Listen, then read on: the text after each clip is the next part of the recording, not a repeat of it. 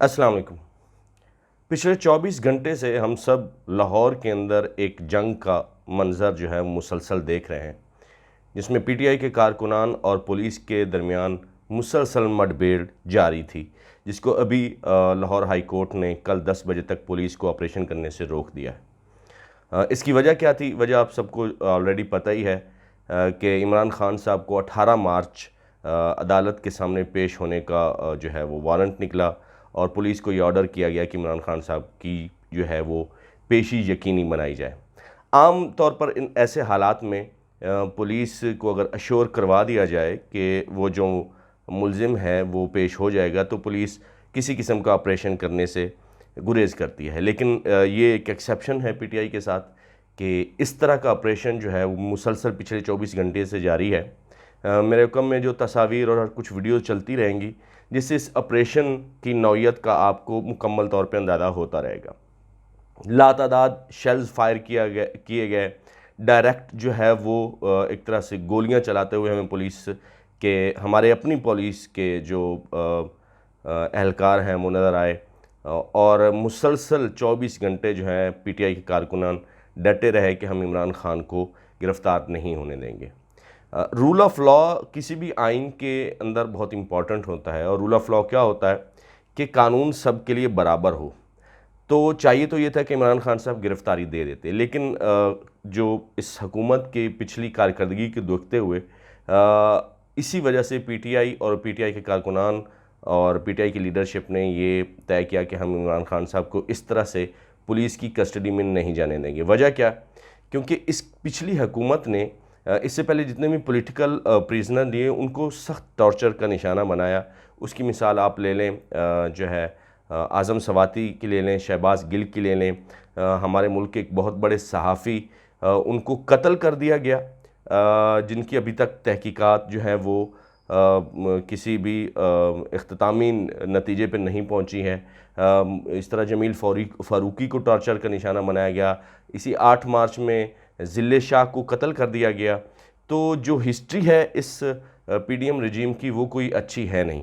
Let's say कि अगर इमरान खान को ये गिरफ़्तार करते हैं, उन्हें किसी जेल में रखते हैं और वहाँ पर अगर धमाका हो जाए और किसी टेररिस्ट का नाम ले दिया जाए, तो फिर उसका कौन ज़िम्मेदार होगा? और हमारा मुल्क इस तरह के पहले भी किस्से हमारे मुल्क में हो चुके हैं। अब आते हैं इस बात के ऊपर कि आखिर क्या ज़रूरत है कि इमरान खान को जो है वो मिटाने के लिए इतनी ज़्यादा कोशिशें क्यों की जा रही हैं। एक बुक है एलीट कैप्चर। इस एलीट कैप्चर बुक के अंदर बताया गया है कि किस तरह से चंद अफराद और चंद जो हैं लोग वो मिलकर पूरी स्टेट को यरगमाल बना लेते हैं। उसकी वजह क्या होती है कि उन सब के मफादात एक दूसरे से जुड़े होते हैं। पाकिस्तान इस वक्त उस एलीट कैप्चर का, बल्कि पिछले 70-75 सालों से एलीट कैप्चर का ही जो है वो निशाना बना है। वो ये एलीट कैप्चर किस तरह से काम करता है? लेट्स से कि आप एक बिज़नेसमैन हैं और आपने कोई फैक्ट्री ओपन करनी है, तो आप किसी पॉलिटिशियन के साथ दोस्ती कर लें, उस पॉलिटिशियन को अपने बिज़नेस और फैक्ट्री का जो है वो हिस्सेदार बना लें, तो वो वहाँ पर कुछ इस तरह की लेजिस्लेशन कर देगा जिससे आपको बिज़नेस को फ़ायदा होगा। या फिर ये होता है कि हमारे यहाँ आमतौर पर वो बिज़नेसमैन ख़ुद ही सियासत में आ जाते हैं। यही वजह है कि हमारे मुल्क की जो बेशतर शुगर मिल्स हैं, उनके जो ओनर्स हैं वो ख़ुद पॉलिटिशियंस हैं। और ये ख़ुद पॉलिटिशियंस ओनर होने के बावजूद जब भी शुगर का बहरान होता है, तो तकारीर में ऐसा लग रहा होता है कि जैसे कोई पता नहीं कौन सी कुव्वतें हैं जिन्होंने ये बहरान पैदा किया होता है। हालांकि ये बहरान इनका खुद का पैदा किया हुआ होता है और उससे वो मुनाफाखोरी करते हैं। यूँ एक नेक्सस डेवलप होता है एलीट कैप्चर के अंदर, जिसके अंदर आपके जजेस, जर्नल्स, आपके टॉप एलीट के जो सहाफ़ी होते हैं, आपके पॉलिटिशियंस होते हैं, आपके ब्यूरोक्रेसी होती है, ये सारे मिलकर खा रहे होते हैं। और उस मिलकर खाने की वजह से जो है वो इनका एक नेक्सस डेवलप हो जाता है और उसी को एलीट कैप्चर कहते हैं।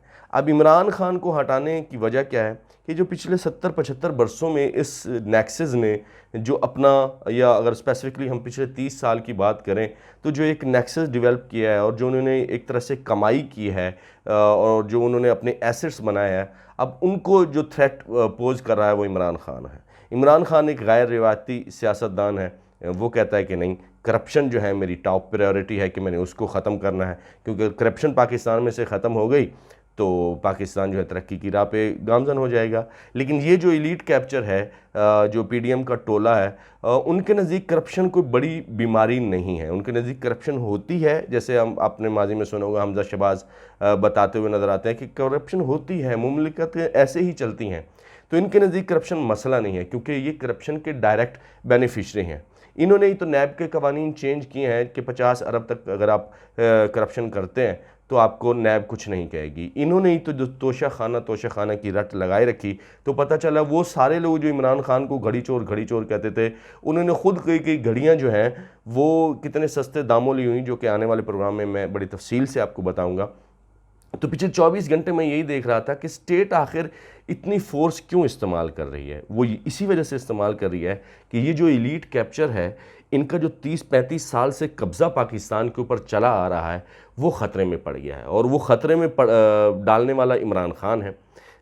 پچھلے دنوں اپنے نواب کھیتران کے وہ جو اس نے پورے خاندان کو کیپچر بنا کے رکھا ہوا تھا، بلوچستان میں اس طرح کے واقعات عام ہیں۔ اس طرح کے واقعات سندھ میں بھی آپ کو ملتے ہیں۔ اگر آپ ساؤتھ پنجاب میں چلے جائیں تو اکا دکا جگہیں ایسی ہیں کہ وہاں پر بھی اس طرح کے واقعات پائے جاتے ہیں، اور یہی لوگ پولیٹیشین ہوتے ہیں، یہ لوگ حکومت میں ہوتے ہیں۔ تو عوام کو انہوں نے اپنا غلام سمجھا ہوا ہے، اور عوام کو انہوں نے جو ہے غلاموں کی طرح ہی رکھا ہوا ہے۔ لیکن عمران خان جو ہے وہ بات کرتا ہے رائٹس کی، کہ ایک عام آدمی کو بھی اتنے ہی رائٹس ہونے چاہیے جو کسی بھی ٹاپ جو بیوروکریٹ، پولیٹیشین، جج، جرنیل کو ہونے چاہیے۔ تو یہاں پر جو وہ برابری کا کانسیپٹ ہے وہ ان کو چبھتا ہے، اور یہی وجہ ہے کہ وہ کسی بھی قیمت کو عمران خان کو اور عمران خان کی پارٹی کو وائپ آؤٹ کرنے کے لیے لگے ہوئے ہیں۔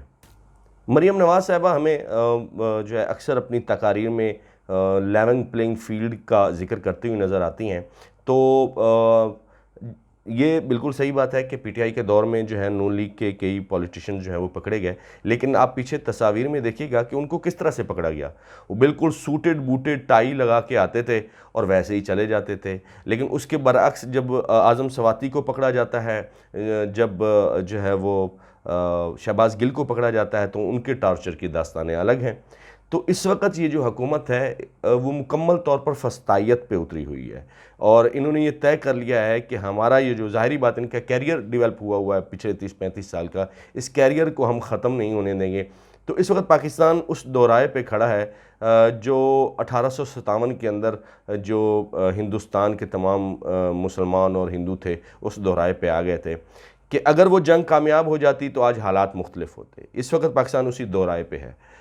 اگر عمران خان اب جیتتا ہے تو یہ جو 35 سال کا ان کا ایلیٹ کیپچر ہے وہ اس کو خطرہ ہو جائے گا، اور وہ ٹوٹ جائے گا، اور ایک طرح سے پاکستان کی جو ری ایمرجنس ہوگی، اور پاکستان کے جو عام شہری اس کو بھی حقوق ملنے کی کوئی امید کی کرن جاگے گی۔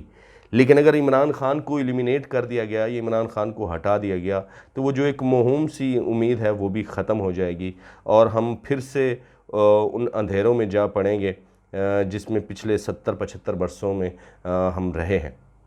آزادی کی یہ کرن عمران خان نے جگائی، اور اس کا واضح ثبوت یہ ہے کہ پچھلے الیکشنز میں اس سے پہلے ہم نے نہیں دیکھا کہ کسی ایم این اے یا کسی ایم پی اے کی گاڑی کو کسی عام آدمی نے روکا ہو، لیکن عمران خان نے یہ شعور دیا عوام کو کہ MNAs, MPAs, یہ سارے کے سارے لوگ، بیوروکریٹس، ہر کسی کو آپ کویسچن کر سکتے ہیں، کیونکہ یہ ملک عام عوام کا ہے۔ اور ایلیٹ کیپچر میں کیا ہوتا ہے کہ جو کہ اگر ہم پاکستان کے ایلیٹ کیپچر دیکھیں تو ان کی تعداد 1 لاکھ سے بھی زیادہ نہیں ہے۔ یہ 1 لاکھ کے قریب لوگ جو ہیں وہ 22 کروڑ لوگوں کے اوپر مسلسل حکمرانی کرتے آئے ہیں۔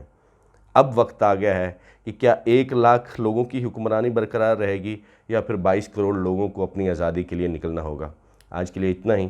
میں ہوں ضیاء فاضل چاند، اور یہ ہے میرا چینل۔